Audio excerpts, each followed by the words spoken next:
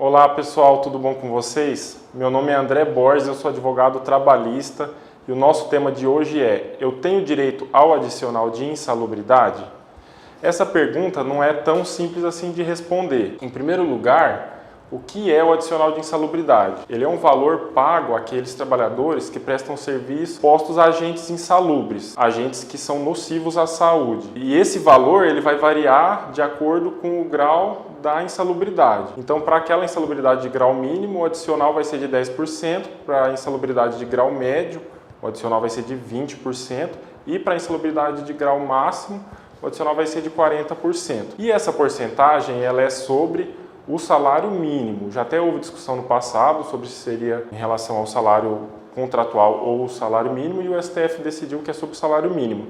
Ou seja, não importa se a pessoa recebe aí 3, 4, 5 mil reais, o adicional de insalubridade dela vai ser calculado sobre o salário mínimo. E onde que estão previstos esses agentes insalubres, essas substâncias insalubres? Quem determina isso é a norma regulamentar número 15 do Ministério do Trabalho, que ela elenca os agentes insalubres e os critérios para caracterizar a insalubridade. E nessa norma regulamentar tem 3 tipos de agentes. Tem os agentes físicos, que a gente pode citar aí o ruído, o calor, frio, vibração. Os agentes químicos, como por exemplo solvente, chumbo, cloro e óleo diesel. E também os agentes biológicos, que é por exemplo o sangue, o osso, o lixo urbano e o esgoto, né? Como exemplo de trabalhador exposto a agente físico, nós podemos mencionar o metalúrgico, que em regra está exposto a um ruído acima de 85 decibéis. E um outro exemplo seria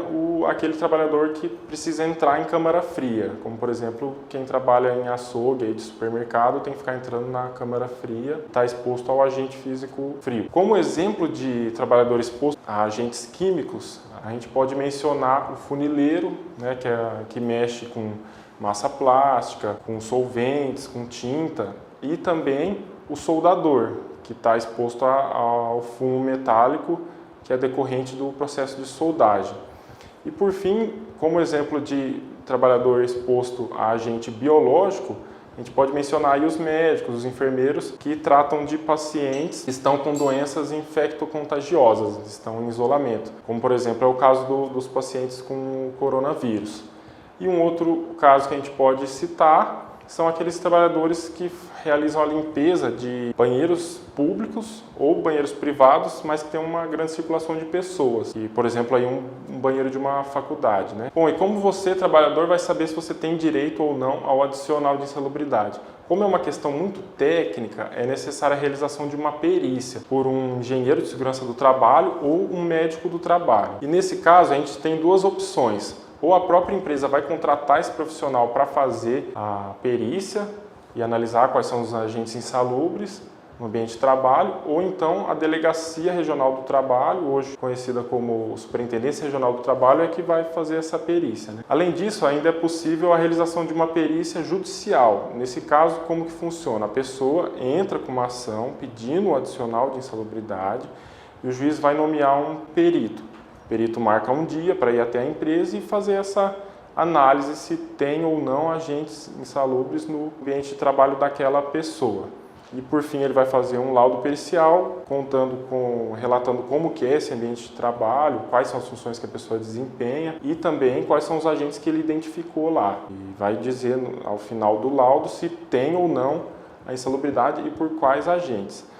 E muitas vezes, pessoal, é possível que tenha no ambiente de trabalho mais de um agente insalubre, né? É muito comum ter ruído e mais algum outro, né? A pessoa mexe com solvente e está num ambiente com ruído elevado. Nesse caso, não é possível a acumulação de 2 adicionais. O trabalhador não pode receber mais de um adicional aí ao mesmo tempo, mesmo que ele esteja exposto a 2, 3, 4 agentes insalubres. Por fim, pessoal, é importante a gente falar que aquela pessoa que recebe o adicional de insalubridade, ela pode ter o adicional cortado, ela pode parar de receber esse adicional. Em que casos? Quando a insalubridade é eliminada, é neutralizada. A gente pode citar aí como exemplo o caso em que a empresa tem uma máquina que produz um ruído muito elevado e substitui essa máquina por uma mais silenciosa, né?